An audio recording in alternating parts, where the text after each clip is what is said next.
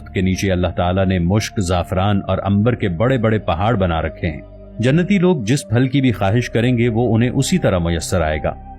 تمہارا اگلا سوال یہ ہے کہ وہ انسان کون سا ہے جس کی عمر ہو تو 50 سال مگر اس کے بیٹے کی عمر 100 سال تھی، یعنی وہ اپنے بیٹے سے 50 سال چھوٹے تھے۔ تو اے ابن آدم، وہ انسان حضرت عزیر علیہ السلام تھے۔ جب اللہ کے نبی حضرت عزیر علیہ السلام اپنے گدھے پر سوار ہو کر کہیں جا رہے تھے تو راستے میں آپ کی نظر ایک ایسی قوم پر پڑی جس پر اللہ پاک نے اپنا عذاب نازل کیا تھا۔ جیسے ہی آپ نے اس قوم کو عذاب میں مرے ہوئے پایا، آپ کے دل میں خواہش پیدا ہوئی کہ میرا پروردگار انہیں دوبارہ زندہ کرے گا۔ اے کاش میں ان کو زندہ ہوتے دیکھ سکتا کہ میرا اللہ انہیں کیسے دوبارہ زندہ کرے گا۔ اللہ کے نبی کا یہ کہنا ہی تھا کہ اللہ نے ملک الموت کو یہ حکم دیا کہ زمین پر جاؤ اور میرے نبی کی خواہش کو پورا کرو۔ بس ملک الموت نے آپ کی جان قبض کر لی۔ اس طرح اللہ تعالیٰ نے حضرت عزیر علیہ السلام اور ان کے ساتھ گدھے کو 100 سال تک سلائے رکھا اور 100 سال بعد دوبارہ زندہ کیا۔ تو اے ابن آدم، جب ملک الموت نے اللہ کے حکم سے حضرت عزیر علیہ السلام کی روح کو قبض کیا تو اس وقت آپ کی عمر 50 سال تھی، اور اسی سال اللہ نے آپ کو ایک بیٹا عطا کیا تھا۔ جب حضرت عزیر علیہ السلام 100 سال بعد دوبارہ زندہ ہونے کے بعد اپنے گھر پہنچے تو آپ کیا دیکھتے ہیں کہ آپ خود تو 50 سال کے ہیں لیکن آپ کا بیٹا 100 سال کا ہو چکا ہے۔ تو اللہ تعالیٰ نے حضرت عزیر علیہ السلام سے فرمایا، جس طرح میں نے تمہیں 100 سال بعد زندہ کیا، بالکل اسی طرح میں ان بستی کے لوگوں کو قیامت کے دن زندہ کروں گا۔ اب تمہارا 7واں سوال یہ ہے کہ وہ لوگ جن کو مرنے کے بعد دوبارہ زندہ کیا گیا وہ کون لوگ ہیں؟ تو اے ابن آدم، وہ لوگ اصحاب کہف ہیں۔ اللہ تعالیٰ نے اصحاب کہف کو 309 سال تک ایک ہی غار میں سلائے رکھا اور 309 سال بعد اسی غار میں دوبارہ زندہ کیا۔ بے شک یہ اللہ تعالیٰ کے عظیم معجزوں میں سے ایک معجزہ ہے۔ تمہارا 8واں سوال یہ ہے کہ وہ 2 جانور جنہیں مرنے کے بعد اس زمین پر دوبارہ زندہ کیا گیا وہ جانور کون سے ہیں؟ تو اے ابن آدم، تم جان لو کہ ان 2 جانوروں میں سے ایک جانور اصحاب کہف کا کتا ہے۔ اللہ تعالیٰ نے اس کتے کو بھی اصحاب کہف کے ساتھ 309 سال بعد زندہ کیا۔ دوسرا جانور حضرت عزیر علیہ السلام کا گدھا ہے جو ان کے ساتھ 100 سال تک سویا رہا، اور اللہ نے 100 سال بعد اس گدھے کو بھی دوبارہ زندہ کیا۔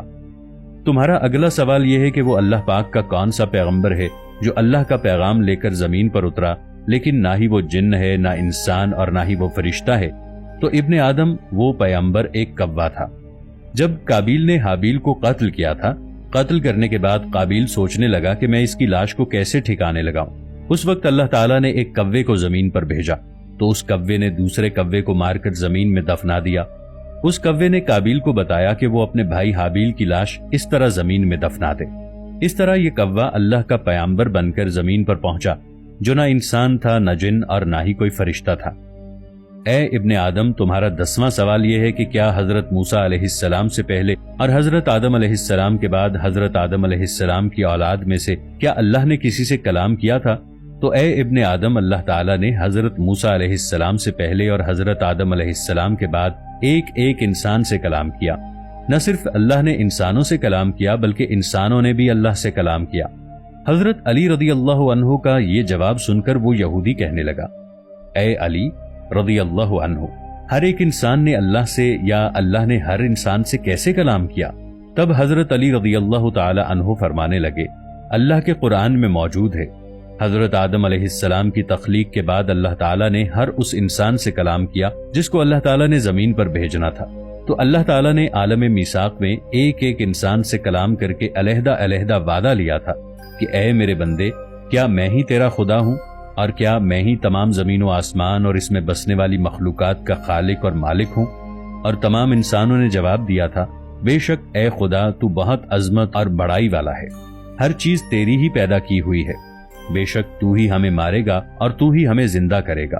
پس اللہ تعالیٰ نے فرمایا، میں تمہیں آزمانا چاہتا ہوں کیونکہ میرے پاس تمہارے لیے نہ ختم ہونے والی عیش و عشرت ہے اور جنت کی تمام لذتیں ہیں، لیکن میں تمہیں عیش و عشرت اور جنت کی تمام لذتیں دینے سے پہلے تمہارے وجود سے خدا ہونے کی اہمیت کو مٹا کر کچھ عرصے کے لیے تمہیں زمین پر بھیجنا چاہتا ہوں۔ زمین پر جانے کے بعد اگر تم نے اپنی زندگی میں مجھے تلاش کیا اور مجھے پہچان کر اگر دوبارہ اپنا خدا مان لیا تو تمہارے لیے جنت میں ایسی ایسی نعمتیں ہیں جن کا تم زمین پر تصور بھی نہیں کر سکتے۔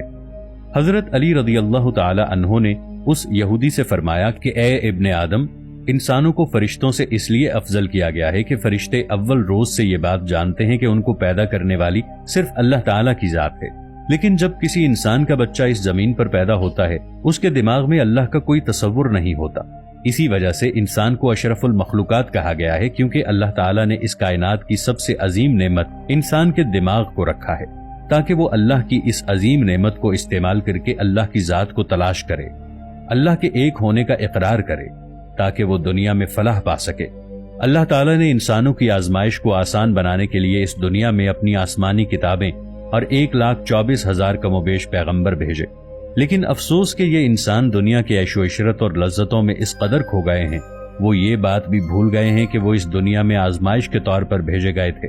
جو لوگ اپنی عقل کا استعمال کر کے اللہ کو تلاش نہیں کرتے تو ایسے لوگوں کے لیے بہت جلد ایک ایسا وقت آنے والا ہے جب ان کو جہنم کی آگ میں ڈالا جائے گا اور یہ چیخ چیخ کر اپنے گناہوں کا اقرار کریں گے اور اللہ سے رو رو کر فریاد کریں گے کہ ان کو ایک بار دنیا میں بھیجا جائے، وہ خالص اسی کی عبادت کریں گے، لیکن اب وقت گزر چکا ہوگا، اللہ تعالیٰ پر ان کی کسی فریاد کا کوئی اثر نہیں ہوگا۔ جیسے ہی یہودی نے حضرت علی رضی اللہ تعالی عنہ کے منہ سے یہ باتیں سنی تو اس نے کلمہ شہادت پڑھا، لا الہ الا اللہ محمد رسول اللہ، میں گواہی دیتا ہوں کہ اللہ کے سوا کوئی عبادت کے لائق نہیں اور حضرت محمد مصطفیٰ صلی اللہ تعالی علیہ وآلہ وسلم اللہ تعالیٰ کے آخری رسول ہیں۔ اللہ تعالیٰ سے دعا ہے کہ اللہ تعالیٰ ہم سب کو نیک اعمال کرنے کی توفیق عطا فرمائے تاکہ ہم دنیا کی آزمائش سے بخوبی گزر کر جنت کی عیش و عشرت میں جا سکیں جو ہمیشہ رہنے والی ہے۔ آمین۔